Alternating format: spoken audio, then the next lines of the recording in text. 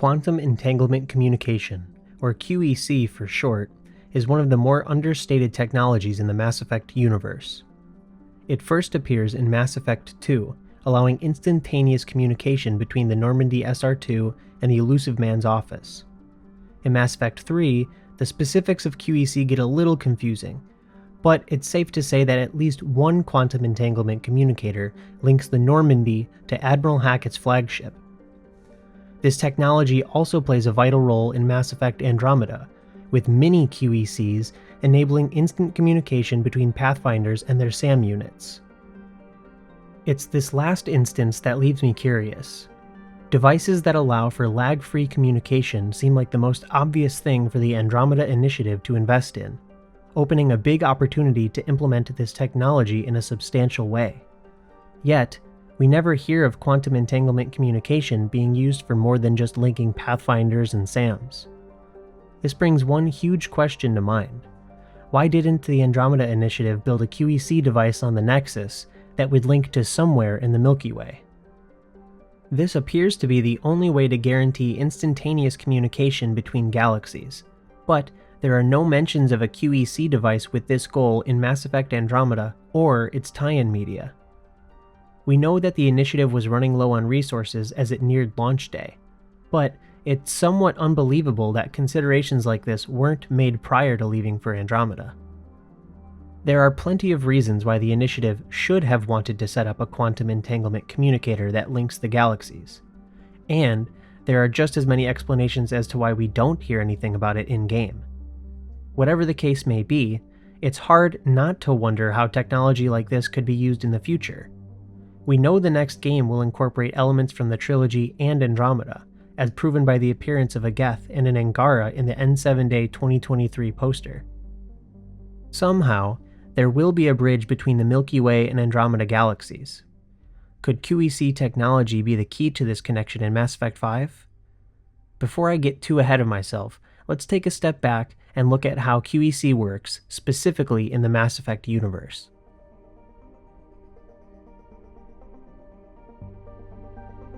To cover my bases, I've done cursory research into how QEC works in our reality, coming to the conclusion that the ability of quantum entanglement to reliably communicate over extreme distances is dubious at best.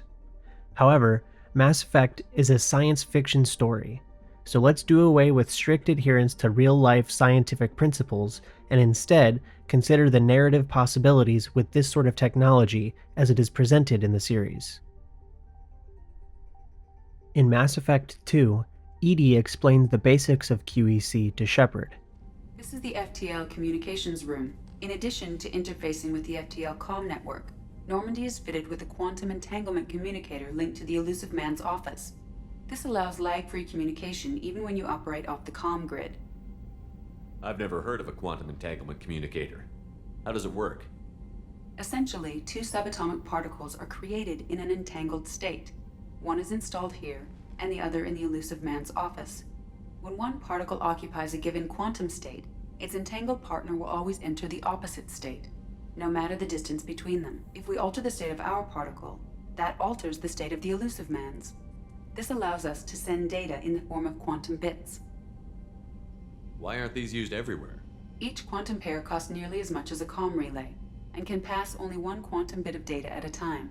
In addition to the cost and bandwidth issues, the system is strictly point-to-point. To contact 100 different worlds, we would need to manufacture and install 100 entangled pairs, one link to each world.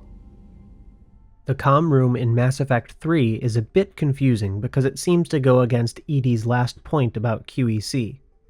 Traynor mentions how difficult communications setup was for the Normandy retrofits. Yes, you'd think quantum entanglement would make communication easy, but imagine incorporating multiple incoming sources and then networking them with extrapolations of time-lag data to construct a coherent situation GUI.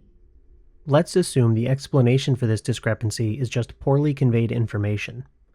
Just because the Normandy's comm room receives calls doesn't mean each call utilizes QEC technology. It makes more sense that this kind of communication works like the hologram calls with the Citadel Council aboard the original Normandy. This method of communication isn't QEC, it operates on the FTL comm buoy network. EDI even states that the SR2 has this capability, so it's easier to assume that most of the calls in Mass Effect 3 also operate on this comm network.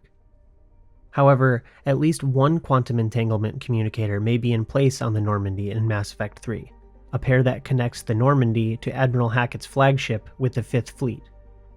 It would have made more sense for the other side of the particle connection to be housed on Arcturus Station, but the station was destroyed early in the Reaper War, so any networked QEC particles in effect on that station would have collapsed. In Mass Effect Andromeda, Sam speaks a little bit about the QEC capabilities of his connection to Ryder. Are you still on the Hyperion? Yes, this terminal provides a direct link to my servers in SAM node on the Ark. I can maintain a presence on the Tempest via quantum entanglement communication. Let's say, hypothetically, I was out sick the day they taught quantum... embezzlement communism. Via entangled subatomic particles, it's possible to conduct secure and instantaneous communication across great distances. It ensures I remain in touch with you and the Pathfinder team at all times. The Codex entry Communications and QEC expands upon the topic by stating QEC utilizes a pair of particles that are linked on a quantum level. Any effect on one particle is mirrored instantaneously by the other, regardless of the distance between. Pathfinder implants use miniaturized QECs to remain in contact with their AI partners. So QEC in Andromeda functions essentially the same as in the trilogy, with the exception that the technology is significantly smaller than what we saw aboard the Normandy. The Pathfinder's implants codex entry states, the main challenge for the Pathfinder implants was miniaturizing a QEC device enough to fit a neural implant. Creating mini QEC devices must have been costly and time-consuming, but the initiative clearly had the resources to make this technological breakthrough. So, it's strange that traditional QEC devices weren't implemented elsewhere. For example, it would have made practical sense to have quantum pairs linking the Nexus to each of the arcs, effectively maintaining constant instantaneous communication with the home base and, by extension, each of the other arcs. In hindsight, this could have been extremely useful when the initiative arrived in the Helios cluster, enabling a more unified and effective response to the Scourge. It also would have made sense to maintain a QEC device that paired the Nexus with the Milky Way, if not to test the technology's bounds, then to maintain communication, creating the so-called bridge between galaxies that the Andromeda Initiative mentioned in its promotional materials. However, as far as we know, none of these considerations seem to have been made.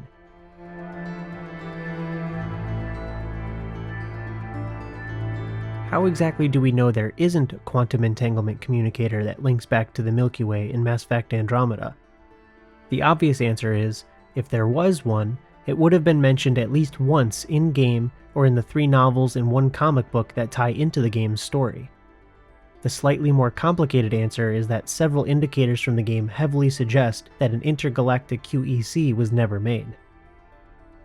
In the Ryder Family Secrets mission, it is revealed that some communications from the Milky Way were picked up after the Initiative's departure, all of which point to the devastating Reaper invasion.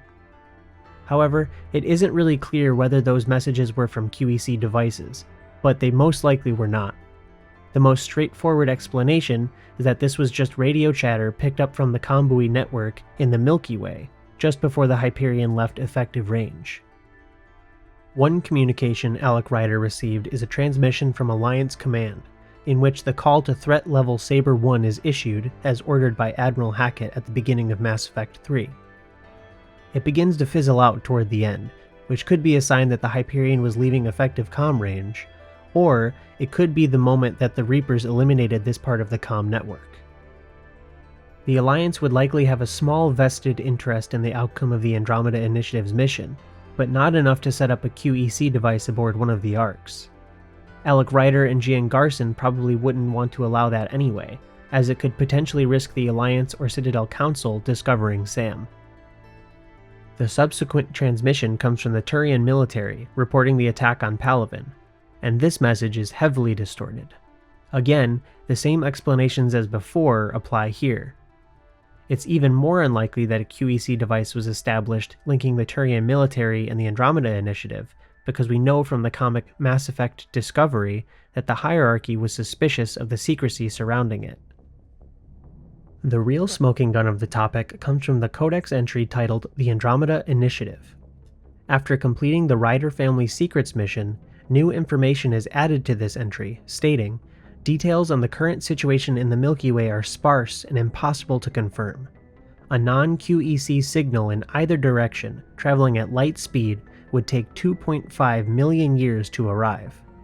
This lends new weight to the initiative's success here in Andromeda."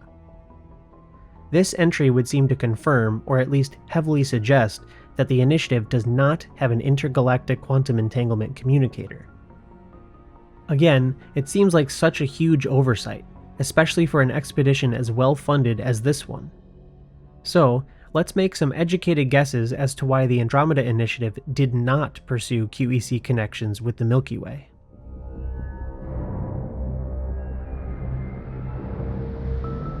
There are quite a few ways to explain why there wasn't a quantum entanglement communicator between galaxies in Mass Effect Andromeda, but I have to mention there is one true answer to our question, and it isn't exactly motivated by the narrative.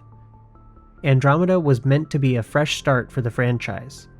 BioWare's decision to set the game in a different galaxy creates a considerable distance between Commander Shepard, the Reapers, and most of the trilogy's storylines, making it so that the studio wouldn't have to decide which of Mass Effect 3's endings are canon, or even acknowledge the controversy surrounding them. It would allow the team more creative freedom to tell the story they wanted to tell, while honoring the journey and decisions players made as Shepard.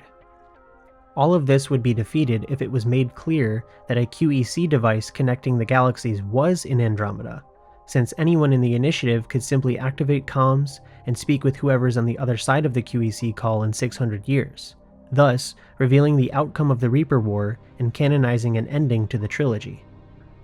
It's a meta-explanation for why this idea was never explored or implemented in-game. However, it kind of breaks down when looking at things from an in-universe perspective. So, let's cover some potential story-driven reasons that could explain why the Andromeda Initiative did not set up a QEC device linking to the Milky Way.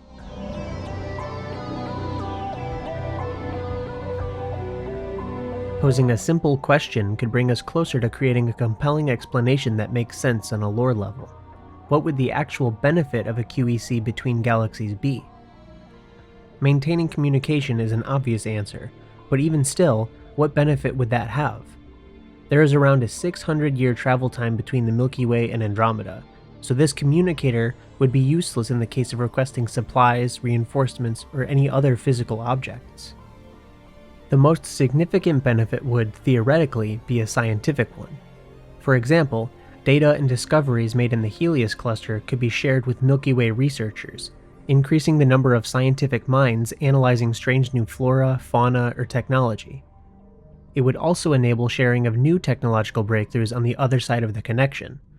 For example, if the Milky Way somehow learned how to construct new mass relays, and the process could be reasonably replicated, then this knowledge could be shared and used in Andromeda. This is an extreme example, but it's within the realm of possibility, especially with the 600-year gap in communications. For now, let's assume that the initiative also came to this conclusion and decided to pursue a QEC. The next thing they would have to figure out is who could keep watch over the Milky Way end of the connection. Whoever was in charge of this position would need to be alive for over 600 years. Putting aside the intricacies of such a task, only a few candidates would even qualify for the job. A young Asari or a Krogan could have lived long enough to maintain contact with the same Andromeda Initiative representatives. Some of this could be alleviated with intermittent check-ins from the initiative side, possibly with sleepwalker teams like those aboard the Quarian ark Galaxies. After a period of every 50 to 100 years, a team would awaken to check the ship's systems and also report the status of their journey to the Milky Way representatives. If we wanted to get even crazier with this speculation, we could also say that a synthetic being could maintain the Milky Way side of the connection, like a SAM unit dedicated to that one task, since they wouldn't die from old age. Baseless speculation aside, I'll admit that something like this is just a bit too unreasonable for the Mass Effect universe. So, it stands to reason that the Andromeda Initiative also believed a QEC between galaxies could be beneficial, but it would be too impractical to execute. Another possible explanation for not having an intergalactic QEC is that maybe the Andromeda Initiative just wasn't interested in communicating with the Milky Way. This rationale sounds reductive, but it's a fact that many of the people who came to Andromeda wanted a fresh start away from the prejudices and old ways of thinking and doing things that the Milky Way couldn't break from. This is discussed in-game and explored even more in depth in the novel Nexus Uprising. However, this would sort of conflict with the fundamental tenets of what the Andromeda Initiative told the public. The Codex entry the Andromeda Initiative states, "The Initiative's mission statement is to bridge Andromeda and the Milky Way, create a sustainable, inclusive civilization, and push scientific development forward by centuries." In official literature, Gian Garson characterizes the initiative as continuing the search for humanity's next horizon. This first part about a bridge between galaxies would seem to suggest that some form of intergalactic communication was considered. Is all this potential worth the cost of investing in an intergalactic QEC? Maybe, maybe not.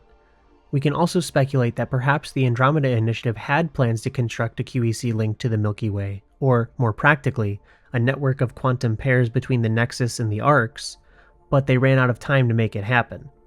Or, the initiative leadership prioritized getting everyone to safety instead. We have to take into account that the Andromeda Initiative's purpose changed when the mysterious benefactor stepped in to assist in funding, and when Commander Shepard confirmed the Reaper threat. This moment changed the initiative from being an exploration mission to a measure to ensure the survival of the Milky Way races. This alone is good enough reason to assume that the initiative neglected to link the galaxies via QEC as a precaution to prevent the Reapers from following them to Andromeda.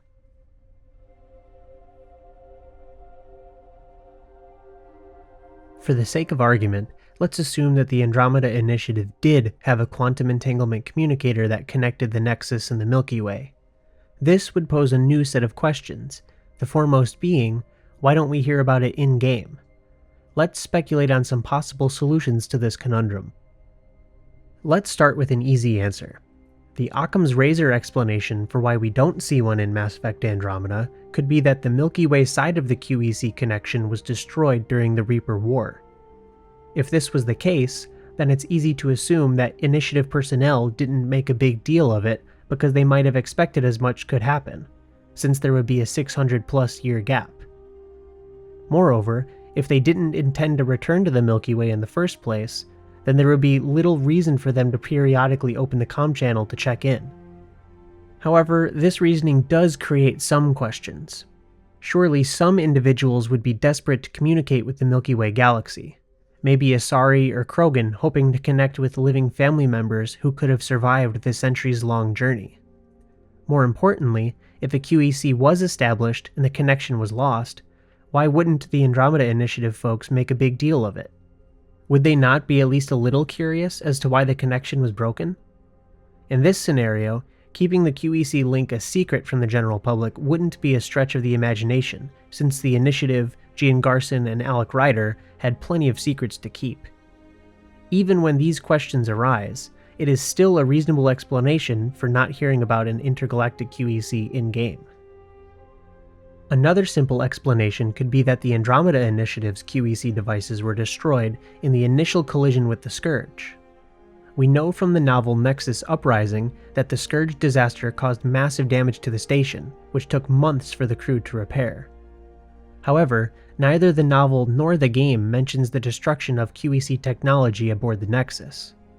Again, it's possible that such a loss was not worth noting because the Initiative wouldn't go back to the Milky Way, so it still stands as a potential reason.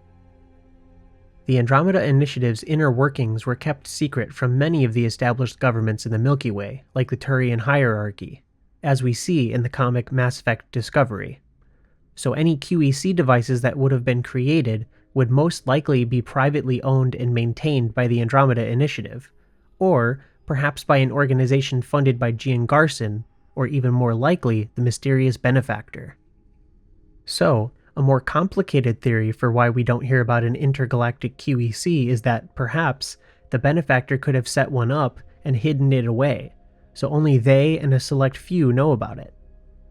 The benefactor seemingly has unlimited funding, enough to accelerate the initiative's launch date.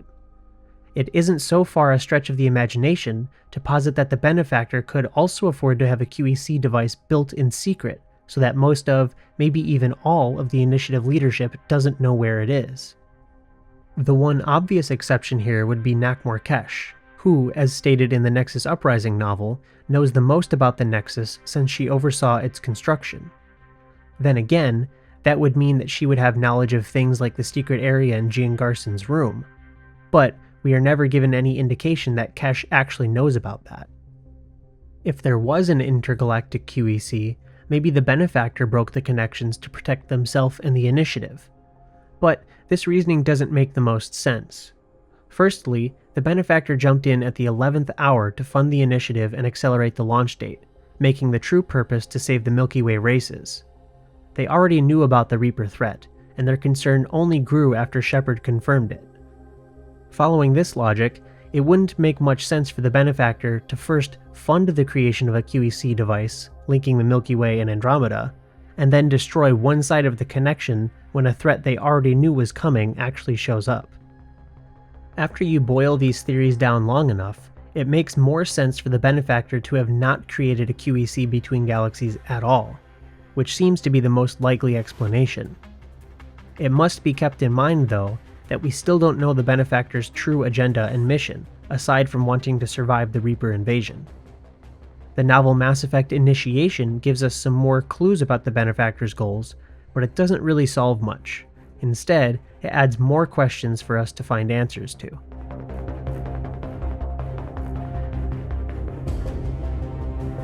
Now, let's pivot to speculating on a much bigger question. How can quantum entanglement communication link the Milky Way and Andromeda galaxies in the next Mass Effect? First off, if we roll with the idea that the Andromeda Initiative did have a QEC and that it wasn't mentioned in Andromeda, then we have to accept that BioWare would be retconning some of the story. Retcons get a bad rap, mainly because they're usually poorly done. However, plenty of mysteries are left unsolved in Andromeda's storylines, and there's enough secrecy to get away with the hidden presence of an intergalactic QEC device. In other words, it is entirely plausible for the Mass Effect 5 team to introduce this concept retroactively and have it still feel organic and intriguing, rather than insulting or bending existing concepts to their will. As much as it would have made sense for the Andromeda Initiative to have a network of QECs connecting its ships, BioWare could not retroactively add this idea because it would break too much of Mass Effect Andromeda's story logic. If BioWare decides to do a retcon and confirm that there was a QEC in Andromeda, I think it makes the most sense to stick with only one hidden QEC that connects the Nexus to a secret area in the Milky Way. But what if BioWare doesn't do this? Is there a way to link the galaxies in Mass Effect 5 via QEC without retconning Andromeda? Let's say that the Andromeda Initiative did not set up a QEC connecting it to the Milky Way, but that, in the aftermath of the Reaper War, individuals in the Milky Way decide to send a ship to Andromeda with the QEC installed to establish communication between galaxies. This scenario could work in various ways, but it would vary depending on which ending to the trilogy is picked. The mass relays would be critical to sending new stuff to Andromeda, and, more logically, be the first thing that the Milky Way would want to repair. But this again varies based on Mass Effect 3's ending. Let's estimate that the relays could be rebuilt in a matter of months in the case of both the synthesis and control endings, as the Reapers would be the primary entity repairing them. So the destroy ending would take the longest to repair the relays, but judging from the end slides and how Hackett says everything can be rebuilt, let's estimate it would take anywhere from 1 year to 10 years to finish relay reconstruction. Let's meet in the middle and say it takes 5 years. This would place the relay reconstruction effort finishing around the year 2191, approximately 5 years after the Andromeda Initiative left the Milky Way. Let's further speculate that, say, someone who knew about the Andromeda Initiative's plans, someone like Liara, prioritized a mission to acquire a status update on the initiative, which entailed sending a QEC device to the Helios cluster, perhaps even on a new arc, which, as a side note, could potentially explain the Arc 6 is away dialogue in the 2020 trailer. The Arc from this mission would arrive in Andromeda around 5 years after the initiative, so not long from the perspective of the characters in that game, but that is still 600 plus years someone like Liara would have to wait for a status update. We could also speculate that some newly researched Reaper tech could help accelerate the travel speed, but let's keep it as simple as possible for now. If this is all true, Mass Effect 5 would be set about 600 years after the events of the trilogy, which would fit the speculation that Liara is much older in the new trailer. Then again, this doesn't necessarily explain how characters like the Angara could make it from the Andromeda Galaxy to the Milky Way. Without some sort of intergalactic mass relay or any other form of transportation, it would be about 1200 years before the Angara could reach the Milky Way. The chances are very slim for Liara to be around that long. So, while QEC has the potential to bridge the gap between the Milky Way and Andromeda in Mass Effect 5, it probably won't be the primary explanation for why we see this Angara speaking with an Asari and a Geth in the 2023 N7 Day poster. As I said before, there would probably need to be something more powerful than a standard mass relay to physically get Andromeda species to the Milky Way.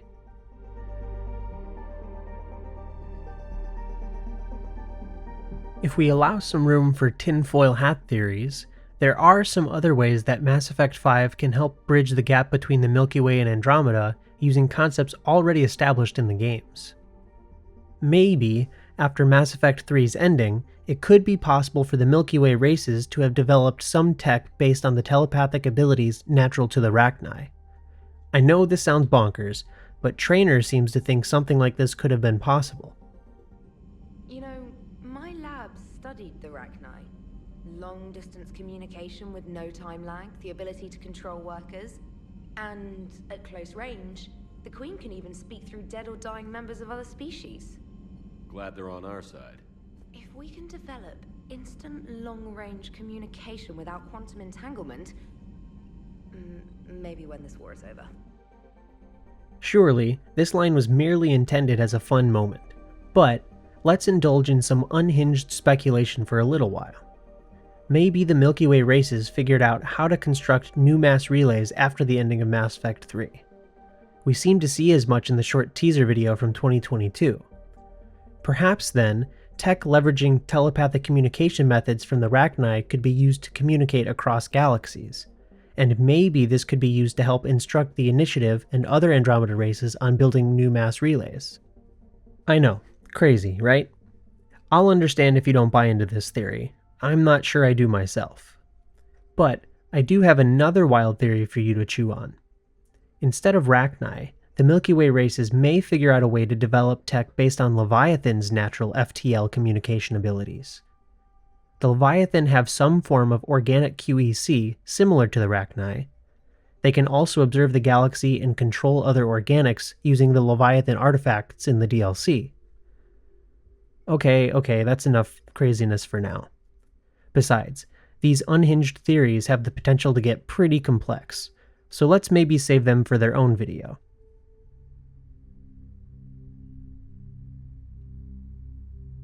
Thanks for watching. So, how do you think the Milky Way and Andromeda galaxies will be connected in Mass Effect 5? Will QEC play a major part in the next game? Let me know what you think in the comments. If you liked this video, be on the lookout for my other Mass Effect theories coming soon. I also have several videos on the way covering the franchise's many tie-in novels and comics, so stay tuned. Thanks again, and I'll see you in the next one.